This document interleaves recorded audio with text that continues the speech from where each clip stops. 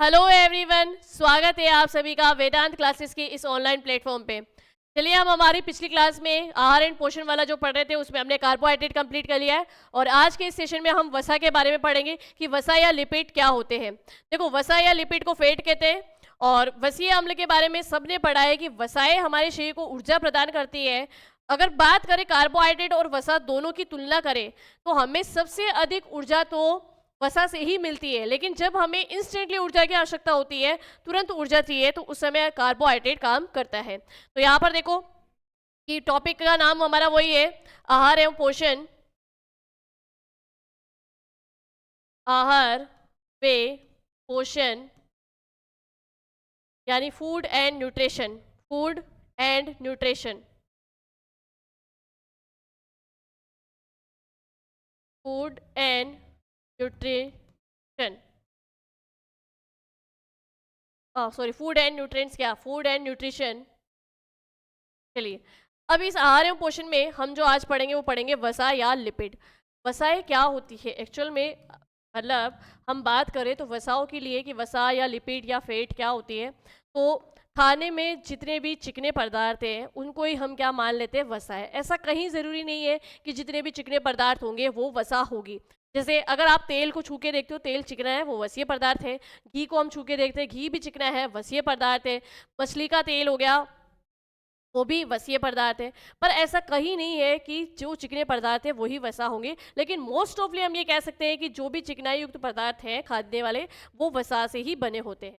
अब वसा का भी एक्चुअल में फॉर्मूला क्या है कि वसा में भी कार्बन के अणु होंगे, हाइड्रोजन के अणु होंगे, ऑक्सीजन के अणु होंगे। यानी कार्बन, हाइड्रोजन, ऑक्सीजन से मिलकर ही सामान्यतः चिकनाई युक्त जो पदार्थ बनते हैं वो वसा कहलाती है।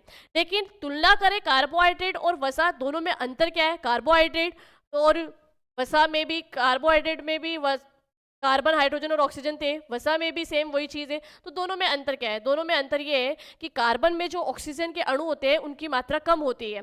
अब ऑक्सीजन की मात्रा कम होती है तो इनका पाचन भी शीघ्रता से नहीं होता है। भाई, जब ऑक्सीजन कम है तो ऑक्सीडेशन होगा नहीं, ऑक्सीकृत होगा नहीं। तो ऑक्सीडेशन या ऑक्सीकृत नहीं होता है तो पाचन कम होता है। यानी वसीय पदार्थ जब हम खा लेते हैं ना, सेवन करते हैं, तो उनका डाइजेशन में समय लगता है और डाइजेशन में समय लगता है, इसी कारण से इनसे ज़्यादा ऊर्जा प्राप्त होती है। जबकि कार्बोहाइड्रेट जल्दी से पचित हो जाता है, जल्दी से पचित हो जाता है, तो उससे हमें तुरंत ऊर्जा मिलती है। क्लियर है ये बात? चलिए, तो देखो यहाँ पर वसा के लिए फॉर्मूला तो वही रहना है। वसा में फॉर्मूला तो वही रहेगा कि CN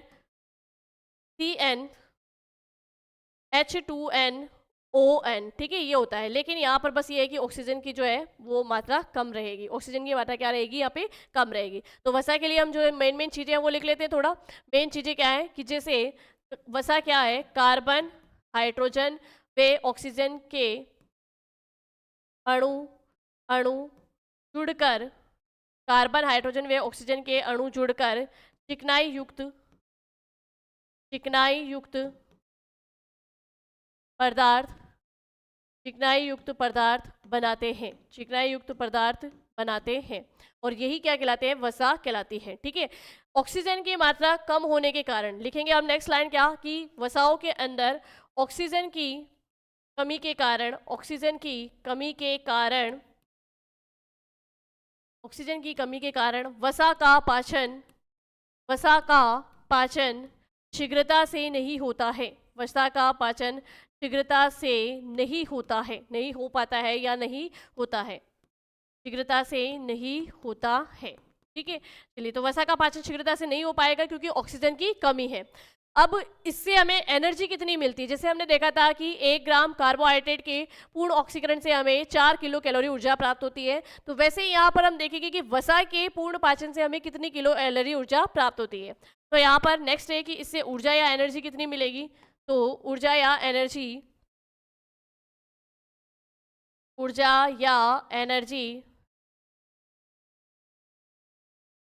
चलिए, ऊर्जा या एनर्जी की बात करें तो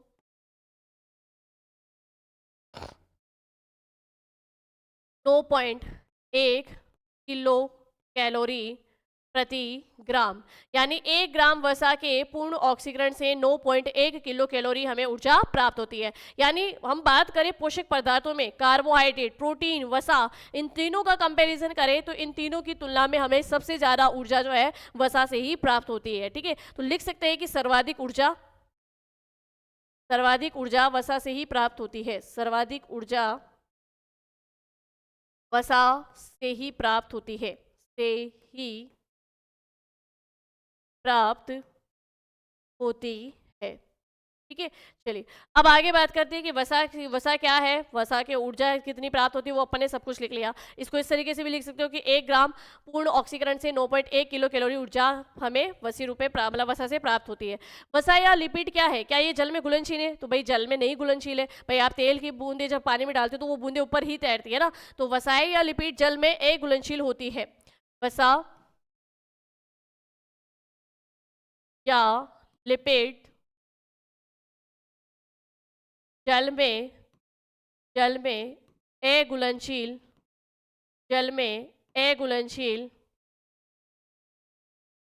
होती है।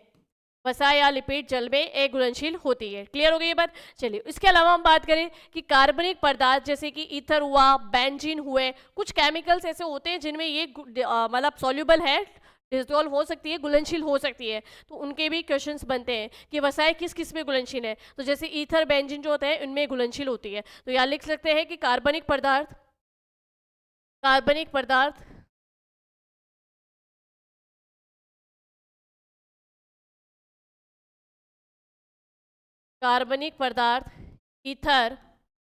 ईथर, बेंजीन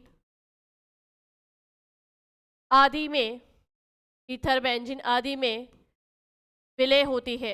ईथर, बेंजीन आदि में विलय होती है। ठीक है, चलिए इसके अलावा हम बात करें कि चलो ये तो कार्बनिक पदार्थ ईथर और बेंजीन में ये विलय हो गई। इसके अलावा हम बात करें कि जैसे घी हुआ, तेल हुआ और चर्बी वाले जो भी खाद्य पदार्थ होते हैं, है ना, फैट जो हो गए, कैरोटीन हो गई, जैसे गाजर हो गई, लाइकोपीन हो गया। लाइकोपीन किस में पाया जाता है? जैसे टमाटर में पाया जाता है, प्राकृतिक रबर। इन सब में क्या है? इन सब में है वसा। क्या है भाई? वसा है। तो वसाएं कहाँ कहाँ प्राप्त हो सकती है? यानी वसा के सोर्सेज में बात करूँ, वसा के स्रोत की हम बात करें तो वसा के स्रोत क्या क्या हो गए भाई? जैसे कि घी, तेल, चर्बी वाले खाद्य पदार्थ, ठीक है, चर्बी युक्त खाद्य पदार्थ जिसको हम फैट कह सकते हैं, फैट। ठीक है, लाइकोपीन जो कि टमाटर में पाया जाता है, लाइकोपीन टमाटर। और जैसे कि कैरोटीन यानी गाजर, जिसमें गाजर में पाया जाने वाला वर्णक कैरोटीन है, जिसके कारण ही गाजर का रंग क्या होता है? लाल रंग होता है। ठीक है, इसके अलावा हम बात करें प्राकृतिक रबर में भी वसा पाई जाती है। नेचुरल रबर जो होता है उसमें वसा पाई जाती है। ठीक है, तो ये सोर्सेज भी हमें पता चल गए। अब एक्चुअल में वसा भी क्या होगी? जिस तरीके से हमने देखा कि कार्बोहाइड्रेट में शर्करा के अणु होते हैं और वो आपस में जुड़कर ही डाइसेकेराइड और पॉलीसेकेराइड जो है कार्बोहाइड्रेट बनाते हैं, तो वैसे ही वसा के अंदर क्या होता है कि वसाएं बनती कैसे हैं? वसाएं बनती है वसीय अम्लों से। वसीय अम्लों और एल्कोहल के निर्माण से, मतलब वसीय अम्ल और एल्कोहल के अणु आपस में जुड़कर वसाओं का निर्माण करते हैं। देखो अल्कोहल क्या कहेंगे? अल्कोहल जिसमें OH समूह होता है, एल्कोहलिक समूह होता है। ठीक है, और वसीय अम्ल किसे कहते हैं? जिसमें एस्टर समूह होता है। ध्यान से सुनना, जिसमें OH समूह है वो तो एल्कोहल होंगे और जिसमें एस्टर समूह है वो वसीय अम्ल होंगे। क्या होंगे भाई? वसीय अम्ल होंगे। तो यहाँ पर देखो एक एग्जांपल देती हूँ कि वसा का निर्माण कैसे हुआ। दो वसीय अम्लों के आपस में जुड़ने से, वसीय अम्ल प्लस एल्कोहल के निर्माण से ही क्या होता है? वसा का निर्माण होता है। कैसे समझना कि एक मैंने लिया ग्लिसरॉल, एक मैंने क्या लिया? ग्लिसरॉल। ये एल्कोहल है। ठीक है, ग्लिसरॉल यानी एल्कोहल प्लस वसीय अम्ल से वसा का निर्माण होता है।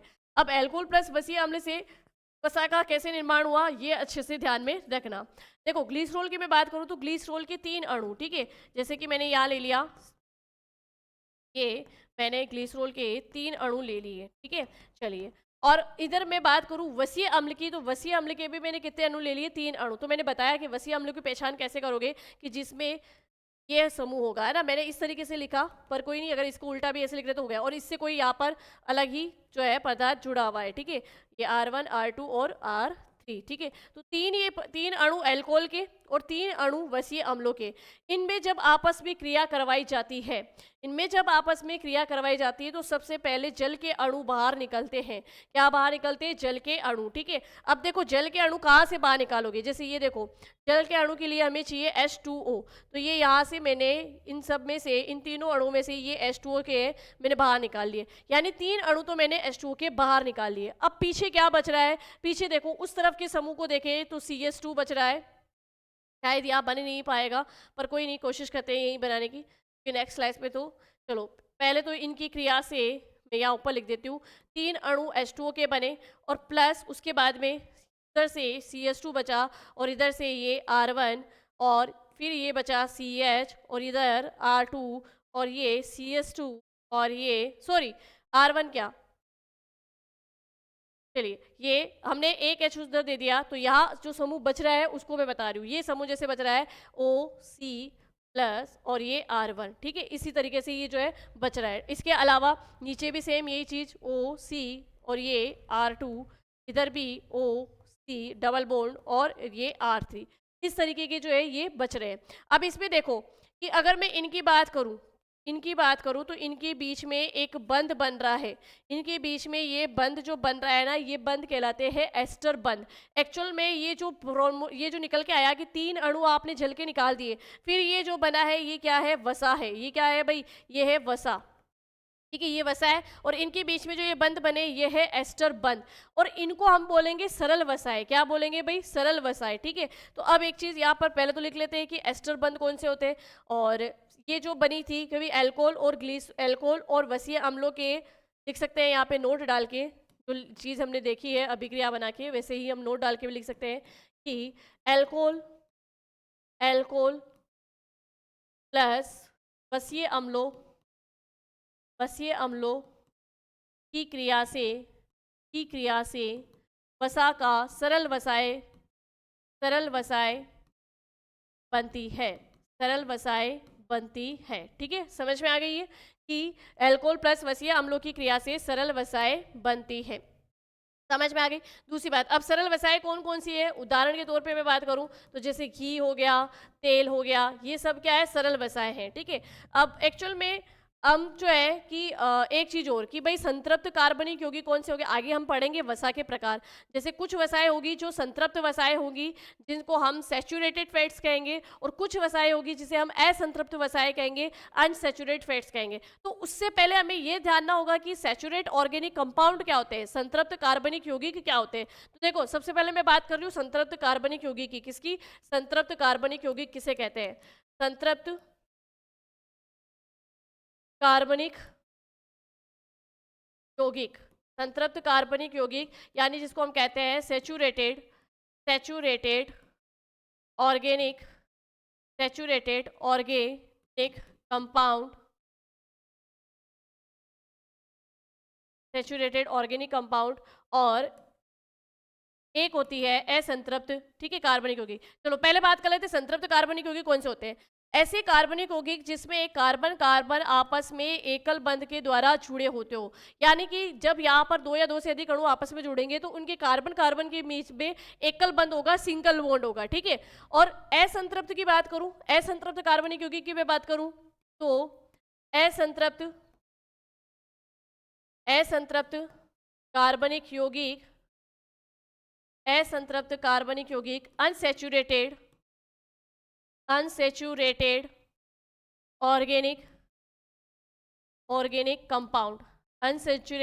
ऑर्गेनिक कंपाउंड, ठीक है। अब इसमें अगर हम बात करें तो कार्बन कार्बन के बीच में डबल बॉन्ड होंगे। क्या होंगे भाई? डबल बॉन्ड होंगे। तो इसी तरीके से भाई जब आपको ये पता चल गया कि सैचुरेटेड ऑर्गेनिक कंपाउंड कौन से होते हैं जिसमें कार्बन कार्बन के बीच में एकल बंध होगा, सिंगल बॉन्ड होंगे, और अनसैचुरेटेड में डबल बॉन्ड होंगे। तो ऐसे ही जब वसा के अणु बनते हैं तो अगर वसा के अणुओं में एकल बंध है ना, वसा के ऐसी वसाएं जिसमें कार्बन परमाणुओं के बीच में मतलब जो है डबल बॉन्ड हो वो तो असंतृप्त वसाएं हो जाएगी, और जिसमें कार्बन कार्बन परमाणु के बीच में सिंगल बॉन्ड हो, एकल बंध हो, वो संतृप्त वसाएं हो जाएगी। ठीक है, तो एक बार यहाँ पर देख लेते हैं संतृप्त वसाएं और असंतृप्त वसाएं। सबसे पहले बात करते हैं संतृप्त वसा के प्रकार। मान लीजिए इन्हें वसा के प्रकार, ठीक है। तो एक हो जाएगी आपके संतृप्त वसा, संतृप्त वसा, सैचुरेटेड फैट, सैचुरेटेड फैट, और एक हो जाएगी असंतृप्त वसा, अनसैचुरेटेड फैट, अनसैचुरेटेड फैट, ठीक है। चलिए, या अनसैचुरेटेड लिपिड्स भी बोल सकते हो आप इनको। चलो, अब आगे बात करें कि ये कौन सी है। तो संतृप्त वसा के लिए कि हमें सीधा ध्यान रखना है कि ऐसी वसाएं जिसमें, ऐसी वसाएं जिनकी कार्बन कार्बन, ऐसी वसाएं, ऐसी वसाएं जिसमें, जिनमें कार्बन परमाणुओं के, कार्बन परमाणुओं के मध्य, कार्बन परमाणु के मध्य कौन सा बॉन्ड भाई, सिंगल, एकल बंध, एकल बंध, सिंगल बॉन्ड, एकल बंध, सिंगल बॉन्ड पाया जाता है, एकल बंध सिंगल बॉन्ड पाया जाता है, वो होती है संतृप्त वसाएं, ठीक है। तो कार्बन कार्बन के मध्य सिंगल बॉन्ड होगा। फॉर एग्जांपल अगर मैं बात करूं तो जैसे घी हुआ, घी क्या है भाई, सरल वसा है, ठीक है। और तेल की बात करें तो तेल भी यहाँ पर कौन सा, घी हो गया, बटर हो गया, है ना, घी, बटर, चर्बी युक्त वाले पदार्थ यानी फैट्स, चर्बी, फैट, ये क्या है, ये है संतृप्त वसाएं, ठीक है। चलो, अब इधर बात करें असंतृप्त वसाएं कौन सी, अनसैचुरेटेड फैट या अनसैचुरेटेड लिपिड्स क्या होगी, ऐसी, ऐसी वसाएं, ऐसी वसाएं जिनमें, ऐसी वसाएं जिनमें कार्बन परमाणु के मध्य,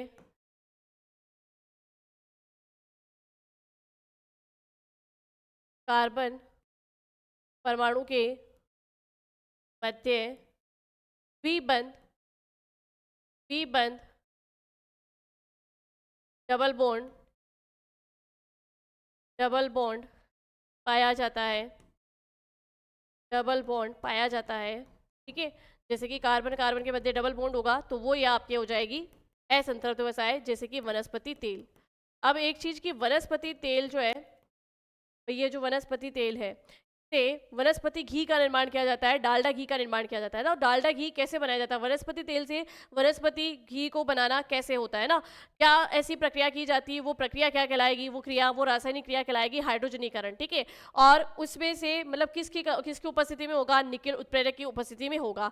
हाइड्रोजनीकरण की क्रिया क्या है, हाइड्रोजनीकरण की क्रिया है कि जब किसी भी रासायनिक अभिक्रिया में हाइड्रोजन बाहर निकल जाए और ऑक्सीजन जुड़ जाए तो उसको हम हाइड्रोजनीकरण की क्रिया कह सकते हैं, ठीक है। तो यहाँ पर लिखेंगे आगे कि वनस्पति तेल से वनस्पति घी का निर्माण कैसे होता है, डालडा घी का निर्माण कैसे होता है। क्वेश्चन बनता भी है कि हाइड्रोजनीकरण की क्रिया क्या होती है। तो नेक्स्ट हम बात कर रहे हैं हाइड्रोजनीकरण, हाइड्रोजनीकरण।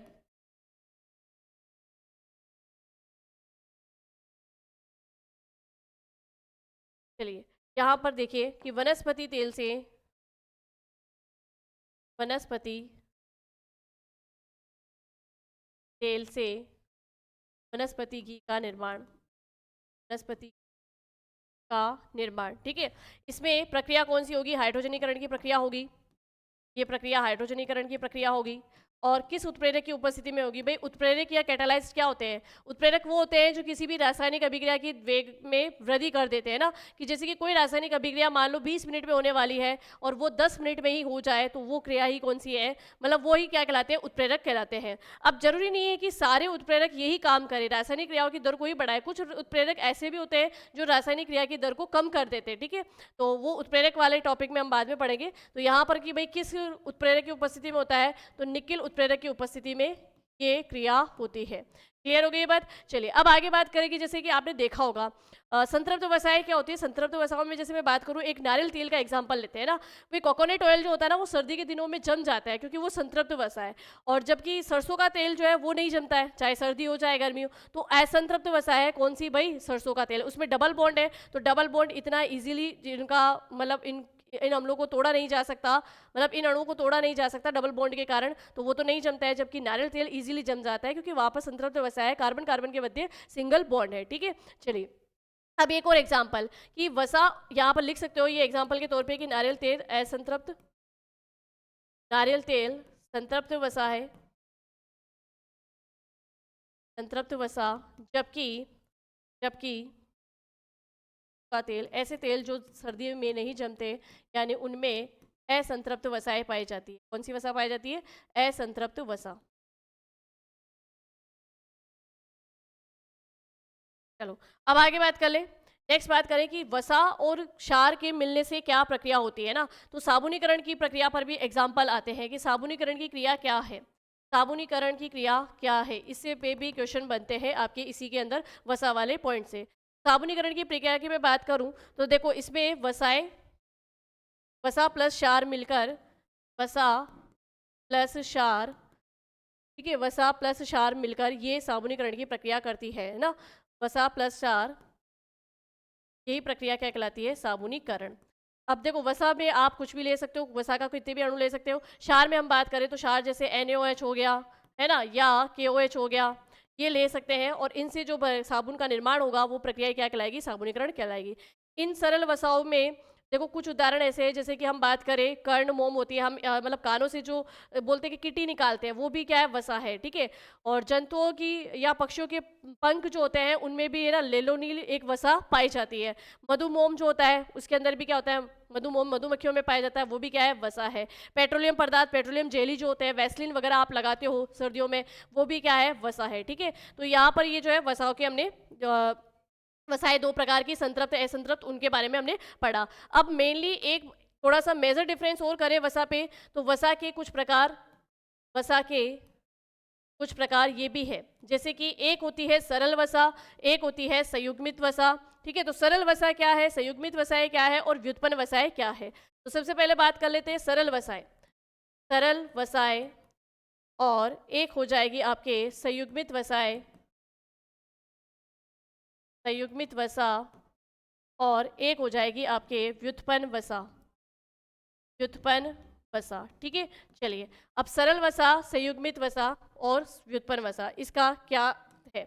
देखो सरल वसाओं की मैं बात करूं तो जैसे कि जो भी वसीय अम्ल प्लस ग्लिसरॉल, यानी एक वसीय अम्ल का अणु और एक एल्कोहल का अणु, इनसे मिलकर जो बनेगी वो तो बनेगी सरल वसाएं, है ना। तो वसीय अम्ल, वसीय अम्ल प्लस एल्कोहल, यानी ग्लिसरॉल ही ले लीजिए आप, ग्लिसरॉल, वसीय अम्ल प्लस एल्कोहल के निर्माण से बनती है सरल वसाएं। इसका एग्जाम्पल मैंने अपन को बता दिया।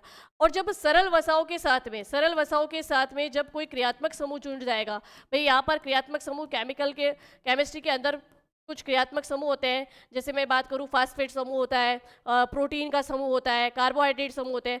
जैसे फास्फेट समूह जोड़ोगे तो वसा कहलाएगी फास्फोलिपिड, है ना। यानी इसका उदाहरण देखें कि जब सरल वसाओं के साथ में फास्फेट समूह जुड़ता है तो फास्फोलिपिड का निर्माण होता है। किसका निर्माण होता है? फास्फोलिपिड। तो क्वेश्चन बनता है कि निम्न में से कौन सी एक संयुग्मित वसा का उदाहरण है? तो फास्फोलिपिड एक संयुग्मित वसा है, कंजुगेटेड लिपिड्स हम इनको बोल सकते हैं ना, कंजुगेटेड लिपिड्स यानी संयुग्मित वसा। तो फास्फोलिपिड जो है कोशिका झिल्ली के निर्माण में कार्य करता है और ये एक संयुग्मित वसा का उदाहरण है। इसके अलावा जब आप उससे कार्बोहाइड्रेट जोड़ दोगे, है ना, सरल वसाओं के साथ जब हम कार्बोहाइड्रेट को जोड़ देंगे तो वो बन जाएगी ग्लाइकोलिपिड। क्या बन जाएगी? ग्लाइकोलिपिड का निर्माण होगा। ऐसे ही जब आप सरल वसाओं के साथ में प्रोटीन के अणु को जोड़ दोगे तो लिपोप्रोटीन का निर्माण होगा। किसका निर्माण होगा? लिपोप्रोटीन का निर्माण होगा। इट मीन्स कि लिपोप्रोटीन, फास्फोलिपिड और ग्लाइकोलिपिड ये तीनों ही क्या है? संयुग्मित वसाएं हैं, ठीक है। फास्फोलिपिड फास्फेट समूह जोड़ा, ग्लाइकोलिपिड कार्बोहाइड्रेट जोड़ा, फास्फोलिपिड कोशिका झिल्ली का निर्माण करता है, ठीक है। और लिपोप्रोटीन जो है रक्त में वसाएं इसी रूप में होती है, रक्त में वसा लिपोप्रोटीन के रूप में होती है, रक्त में वसा इसी रूप में होती है। किसमें भाई? लिपोप्रोटीन के रूप में, ठीक है। अब व्युत्पन्न वसाएं क्या है? डिराइव्ड, डिराइव्ड लिपिड्स किसे कहेंगे ना, सरल व संयुग्मित वसाओं के अपघटन से या सरल व संयुग्मित अवयवों के अपघटन से निर्माण होती है, वो होती है व्युत्पन्न वसाएं। तो यहाँ लिख सकते हैं सरल व संयुग्मित, सरल व संयुग्मित वसा के अपघटन से, सरल व संयुग्मित वसा के अपघटन से व्युत्पन्न वसा का निर्माण होता है, ठीक है। चलिए तो यहाँ पर ये जो है वसा के बारे में भी हमने कंप्लीट पढ़ लिया है। तो अब अगली क्लास में हम जो है हमारे आहार में पोषक में प्रोटीन के बारे में पढ़ेंगे, विटामिन्स के बारे में पढ़ेंगे, खनिज के बारे में पढ़ेंगे, और फिर इस टॉपिक को हम जो है कंप्लीट करेंगे। तो बस ऐसे ही पढ़ते रहिए, बढ़ते रहिए, बने रहिए वेदांत क्लासेस के साथ में। मिलते हैं हम हमारी नेक्स्ट क्लास में, तब तक के लिए थैंक यू।